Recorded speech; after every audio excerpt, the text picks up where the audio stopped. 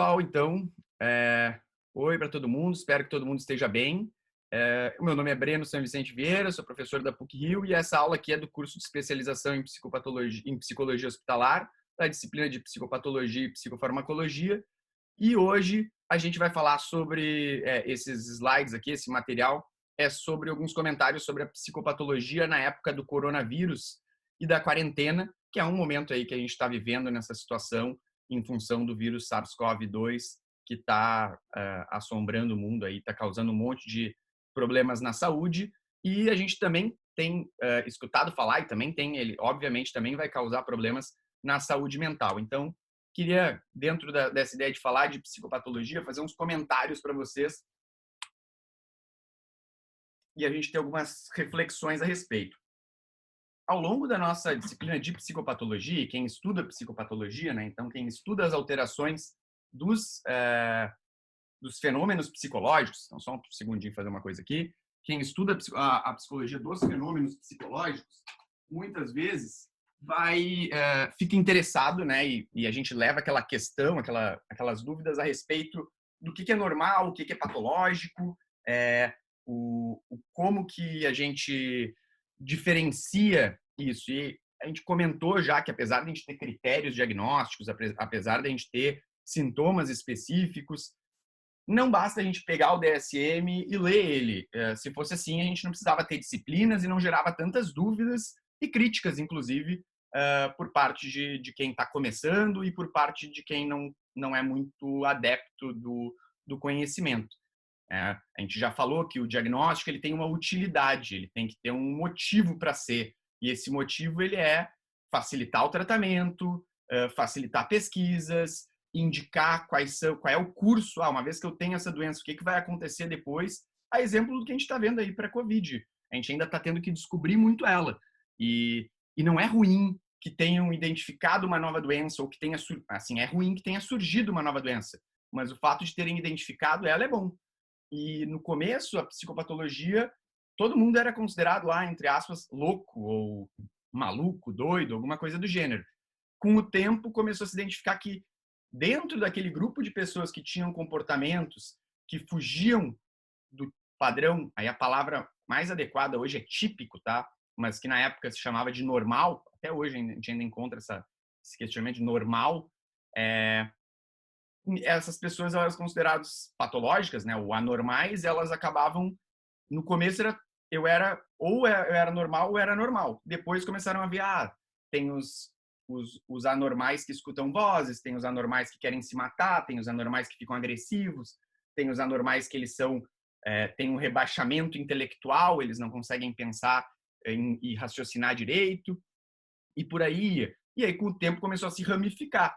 E por isso que hoje a gente tem aí mais de 100, quase 200, um pouquinho mais, de transtornos mentais já identificados. Porque foi se vendo que o curso de quem tem depressão, a gente hoje já sabe que o transtorno depressivo, o episódio depressivo, ele pode estar dentro de um transtorno depressivo maior, que ele é configurado pela história de ter episódios depressivos, ou pelo menos um episódio depressivo, e tem também a depressão, o episódio depressivo dentro de um quadro de transtorno bipolar, que é um quadro daí que eu tenho já na minha história pelo menos um episódio de humor elevado, uma mania, uma hipomania, e dentro desde que eu tive aquilo lá, hoje ou no passado, apresentei uma depressão. Por que se diferenciou? Por que a gente não diz, o cara tem transtorno bipolar, ou ele tem transtorno maníaco, hipomaníaco, e tem depressão? Porque a gente já sabe que quem teve já uma história de uma mania, de uma hipomania, vai apresentar uma recorrência de episódios e o próprio tratamento do transtorno depressivo, do episódio depressivo, perdão, ele é diferente em quem tem o transtorno bipolar e quem não tem. Até a escolha de medicações, ela depende aí de alguns cuidados. Ou seja, se identificou diferenças no curso da doença. E ao identificar diferenças no curso, se diferenciou dois transtornos. Então, esse é um ponto. Por isso que a gente vai identificar as diferentes doenças. Aí, para além disso, a gente tem aí a gente fala que quem estuda psicopatologia precisa se atentar para usar, né, o método fenomenológico. O que é o método fenomenológico? É eu olhar para uma pessoa e para as manifestações que ela estão tendo e, e considerar questões de imparcialidade. Eu não tenho que usar o meu julgamento. Ah, eu acho que essa pessoa está sofrendo muito. Eu acho que qualquer pessoa nessa situação ia estar com algum tipo de transtorno mental, porque ela passou por um trauma, porque ela passou por uma situação ruim, porque os pais dela são ruins, porque ela passou fome. Eu posso ter o meu julgamento e a minha perspectiva e até a minha empatia. A gente tem que ter como psicólogos. Só que ao mesmo tempo, eu tenho que olhar de uma forma, e a psicopatologia ela serve para isso, para olhar de uma forma imparcial. Tá apresentando um sintoma? Isso de fato está ali ou para mim só faria sentido que tivesse? Outro fator importante que o método fenomenológico. O método fenomenológico ele nos diz: olha o fenômeno, vai lá e perceba o fenômeno como um todo. Então, o que a gente vai ter lá no método fenomenológico é: eu quero olhar o fenômeno. Então, vou botar lá: o método fenomenológico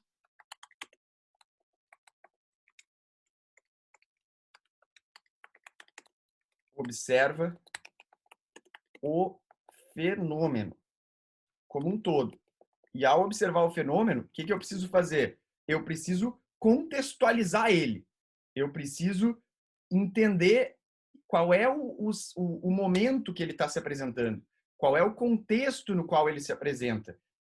Se as manifestações elas são específicas em relação aos pares, o que isso quer dizer? Se o que está ocorrendo ele é em relação a outras pessoas da mesma classe socioeconômica, da mesma classe social, essas manifestações elas são diferentes.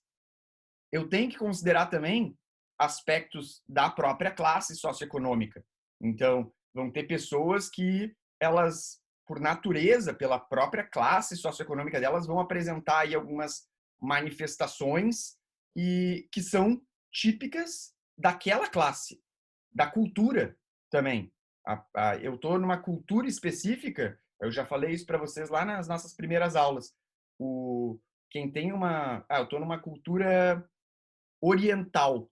Um brasileiro numa cultura oriental, mesmo que seja um brasileiro mais introspectivo, talvez ele esteja fora ou um pouquinho longe do que é o típico daquela cultura. A gente vai olhar para esse brasileiro que chegou lá há 15 dias e vai dizer: ele tem um transtorno mental, ele tem TDAH, ele é muito agitado? Não necessariamente. Por quê? Eu vou tentar entender o fenômeno. Agora ele já está lá há 8 anos. Ele continua sendo excessivo fora da cultura que agora é a cultura dele. Bom, agora sim ele está se manifestando de uma forma atípica. Então a gente tem que usar uma interpretação do fenômeno. E quando a gente observa o método, usa o método fenomenológico, eu sempre friso com o pessoal para cuidar. Olha a relação com os pares, né? Pessoas da mesma idade, da mesma classe social, com o mesmo nível de educação. Olha para a cultura e nem sempre eu valorizo isso, embora a gente tenha, até na nossa disciplina, a gente falou até bastante do luto, que eu vou falar depois, mas tem que olhar também o momento. Neste momento, as manifestações, elas são atípicas. E é aqui que eu quero falar especificamente sobre o que a gente está passando.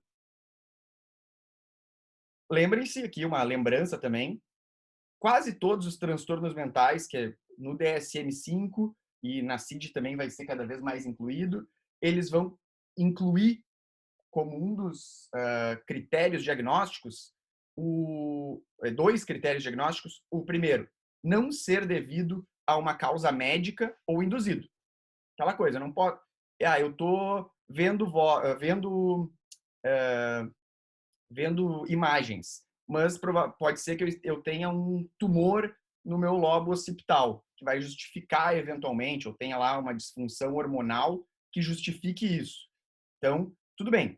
Tu tem alucinações? Tem alucinações visuais, mas elas são devidas a uma causa médica. Então, provavelmente não, quase certo, eu não vou fechar critérios para esquizofrenia ou um outro transtorno psicótico.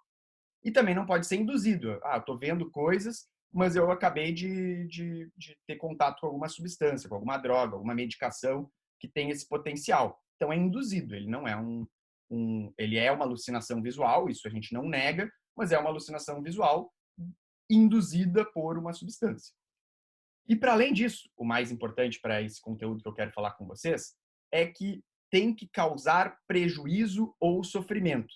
Eu botei o asterisco só no prejuízo, mas ele podia estar aqui no sofrimento também. O que é causar prejuízo ou sofrimento? O prejuízo ou o sofrimento, eles são caracterizados por um declínio no funcionamento justificado, aqui vou arrumar que ele ficou ruim aqui, que é justificado pelos sintomas, ou seja, eu não estou conseguindo trabalhar por causa da minha ansiedade, eu não estou conseguindo cuidar da minha higiene por causa dos meus sintomas depressivos, eu não estou conseguindo me divertir e ter atividade de lazer por causa dos meus sintomas obsessivos. Isso é o prejuízo ou o sofrimento causado pelo transtorno mental. Ele tem que ter uma relação direta. E não pode ser por aspectos biosociais da cultura ou do momento, ou da própria relação dos pares. O que isso quer dizer? Eu tenho lá, vamos pensar uma mulher do Oriente Médio que é casada dentro da religião islâmica, ela tem um marido e ela está sofrendo porque ela não pode sair de casa, porque ela não pode conversar com antigos amigos dela, e ela diz, eu estou sofrendo por causa disso. E eu acho, então, que eu estou deprimida, porque isso está me dando vontade de chorar. Só que, na verdade, o que não é... Ela não está com vontade de chorar, ela não está deixando de ver os amigos, ela não está deixando de sair de casa em função da depressão. Ela está deixando de fazer isso em função de regras culturais e sociais a quais ela está inserida. Ou seja, ela não vai fechar critérios para depressão, porque pode até ser que ela tenha um transtorno de adaptação, que é quando esses sintomas aqui eles ocorrem em função disso e causam outros sofrimentos ou prejuízos, tá? Mas então o que a gente tem aqui é uma questão de diferenciar. Os sintomas eles têm que causar o sofrimento ou o prejuízo, tá? Isso é bem importante. E aí a gente chega no que eu queria falar hoje. Isso aqui, pensem que é há 2 anos atrás. Tá? Apresentação de sintomas de um dado transtorno mental em uma época típica. Pode ser transtorno de ansiedade generalizada, pode ser transtorno depressivo maior, pode ser TOC, TEPT. O que quer dizer que isso aqui é uma curva normal, tá? De distribuição, é matemático. Tem pessoas que vão apresentar nada ou quase nada dos sintomas. Tem os sintomas típicos, tá? Que todo mundo vai apresentar lá um pouco de tristeza, um pouco de culpa, um pouco de problemas de concentração. E tem pessoas que vão apresentar muito, tá? Em geral, a gente vai ter um volume pequeno de pessoas que não vai apresentar nada, nenhuma coisinha mínima, um monte de pessoas que vão apresentar quantidades médias e razoáveis, e um pouco de pessoas que vão apresentar sintomas intensos, e provavelmente essas pessoas aqui é que vão fechar critérios diagnósticos. Dependendo o transtorno mental, a gente vai ter extremos, né? No caso, sintomas psicóticos. Sintomas psicóticos, a gente pensa lá que eles têm a ver com a atividade, então tem os sintomas negativos e positivos. Então, pode ter os dois extremos, eles podem ser patológicos. Em outros casos, um extremo ele é saudável, ele é sem apresentação nenhuma. Por que eu quis mostrar essa distribuição aqui para vocês?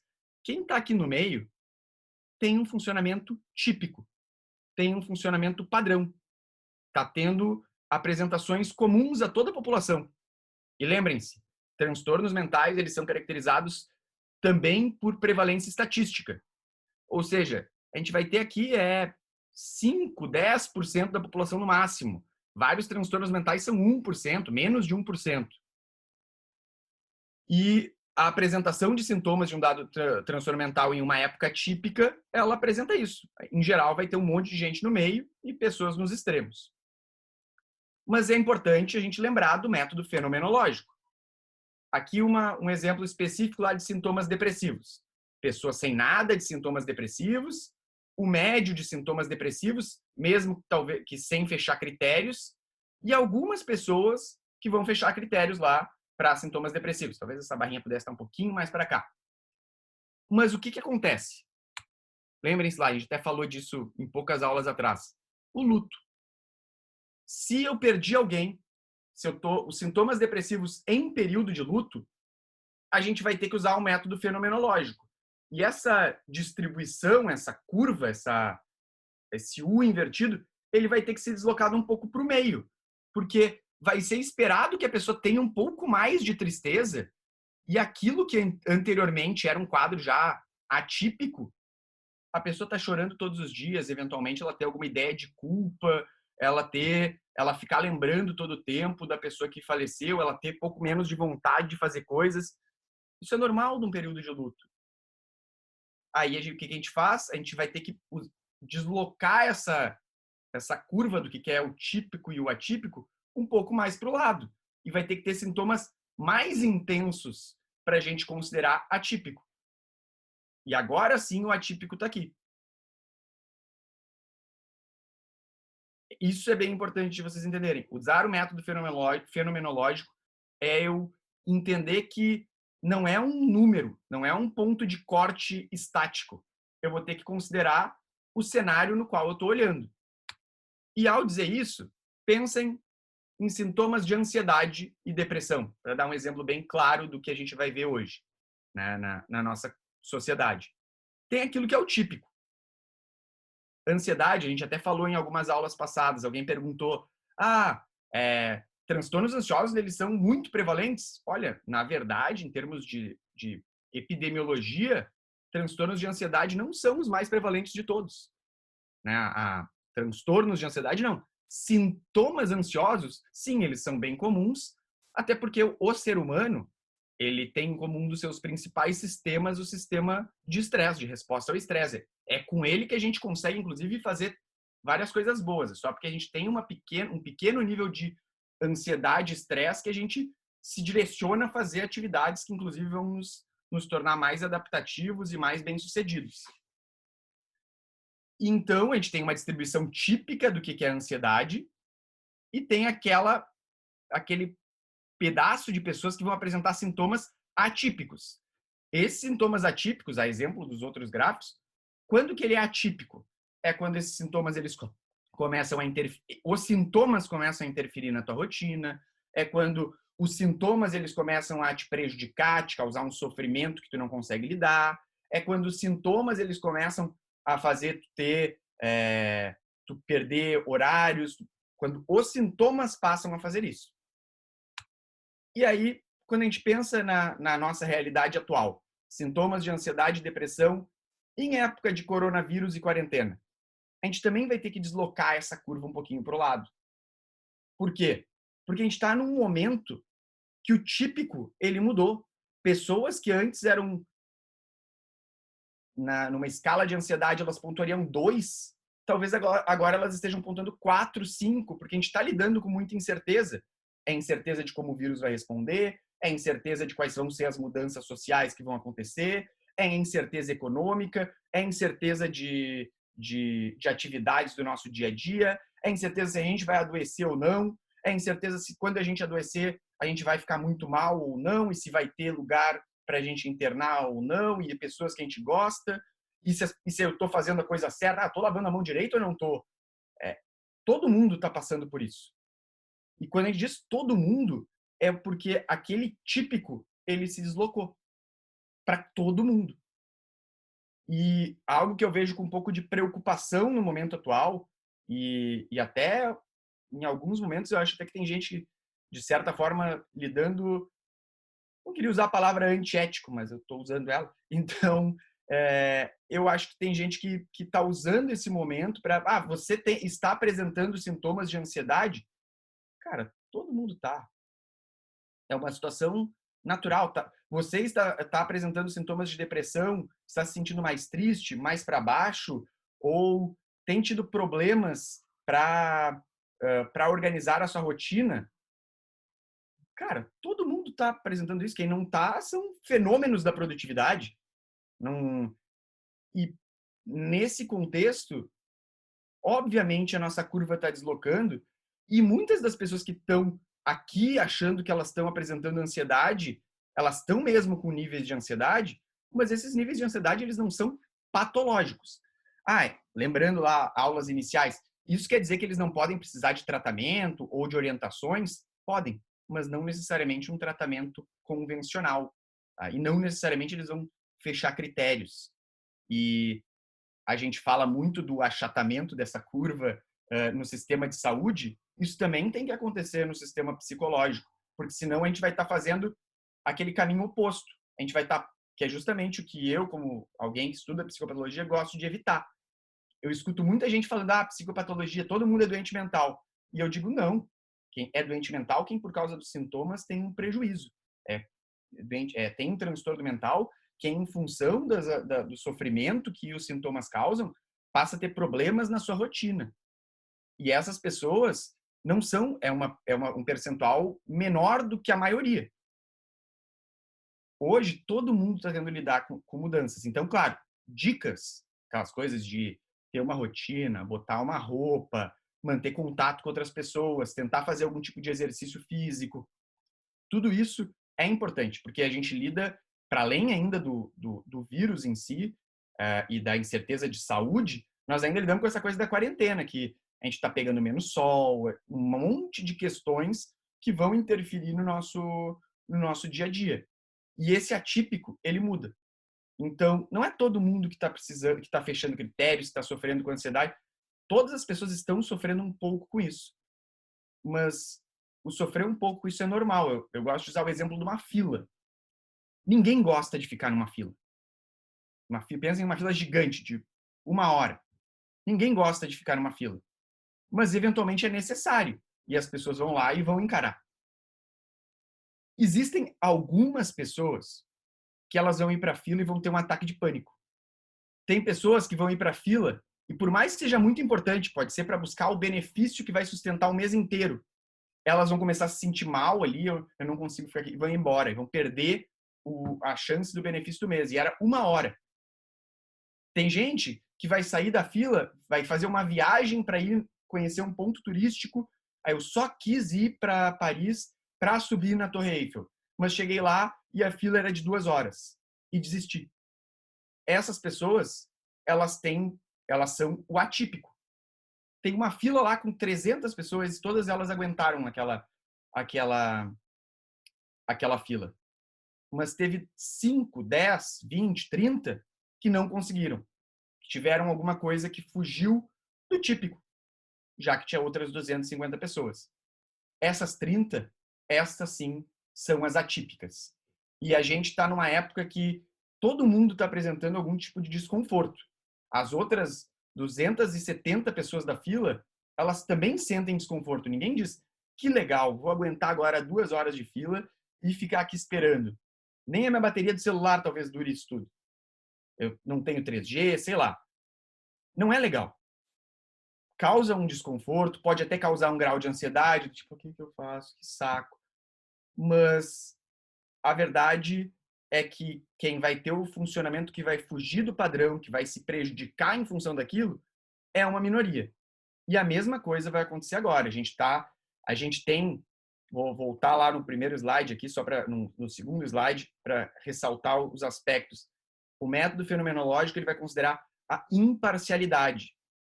Na nossa cabeça, a gente pensa, nossa, é muito chato ficar em casa. É muito é muito chato de ficar em casa, eu vou adoecer assim. E a realidade é que as pessoas não vão adoecer se elas tiver. Em geral, elas já não vão adoecer, a maior parte não vai adoecer. E existem dicas. E essas dicas elas não precisam de um tratamento para serem implementadas, muitas vezes. Vai ter casos que sim. E esses a gente não vai negar. Mas vários outros não. E contextualização. A gente tem que contextualizar no momento que a gente está. Comparar com pares. Olha só, essa pessoa está apresentando assim. Eu conheço uma pessoa que é exatamente igual a ela. Mesmo sexo, é casada, tem a mesma classe socioeconômica, tem um trabalho parecido, a condição da casa é parecida, a sociedade é mais ou menos a mesma. É destoante? Bom, então agora sim, eu estou comparando com pares. É quão destoante? Porque no momento que a gente está, a gente também vai ter que considerar aí os aspectos do momento em si. E dito isso, eu comecei falando na disciplina lá nas primeiras aulas que sim, transtornos mentais eles existem muito e a gente tem que ter muito cuidado em conseguir corretamente identificar todos eles. Mas ao mesmo tempo, a gente tem que usar a lógica do o que é o típico e o que é o atípico e considerar que isso pode se deslocar para um lado ou para o outro. E ao se deslocar um pouco mais para um lado ou para o outro, a gente vai ter que considerar aí o que isso que é. Não existe um ponto de corte estático. Se fosse assim, um robô poderia fazer toda uma avaliação. Se fosse assim, os testes psicológicos eles seriam preponderantes, eles teriam um valor maior do que a própria observação clínica. E, na verdade, a gente sabe que é o contrário. A observação clínica, eu posso pontuar o máximo no BDI. No caso, a escala lá de depressão do Beck. Se a minha observação clínica disser que não tem depressão, a minha observação clínica, enquanto psicólogo, enquanto clínico, enquanto avaliação psicopatológica, ela é superior ao teste. Claro, o BDI é um teste consagrado, importante, reconhecido, e se der uma discrepância muito grande, vale a pena dar uma investigada melhor. Mas se tiver que escolher, a observação clínica ela sempre vai ser superior. E aí, no caso, enquanto psicólogo, a minha hipótese diagnóstica vai ter um valor maior do que o teste. Aí, com a ajuda do médico, depois a gente pode fechar critérios para fechar mesmo o diagnóstico. Então, o que eu tinha para falar sobre a ideia da psicopatologia em tempos de coronavírus é isso. Está aqui o meu e-mail, caso alguém depois tenha alguma dúvida, alguma coisa que queira aumentar e expandir. E queria deixar aqui com vocês um abraço, então, para quem está vendo só o vídeo agora. E é isso. Então, espero que tenham aproveitado, que seja útil para vocês. E é isso.